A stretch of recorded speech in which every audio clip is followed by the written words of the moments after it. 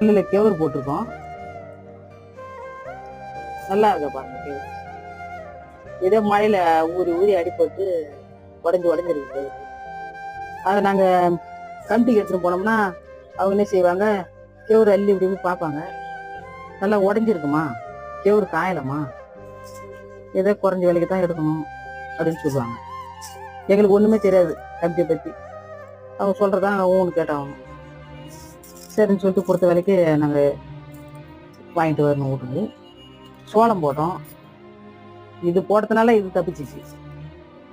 இது போடலாம், இது தப்பிச்சிருக்காது கேவுரு. ஒரு நல்லா மூட்டை இருக்கா. ஆனா ஒரு புண்ணிய தேர்த்துக்கு நிறைய வீட்டுக்காரு. அது ஒன்று சாப்பாட்டுக்கு எங்க போகும். அது நிறைய மூட்டை போட்டு வச்சு லோன் வச்சு இற எடுத்துன்னு போய் அது ஒன்று நல்லா சாப்பிடுவோம். அது ஒரு சந்தோஷம். அதுக்கப்புறம் அது 12 பேர் வச்சு அறுத்துங்க.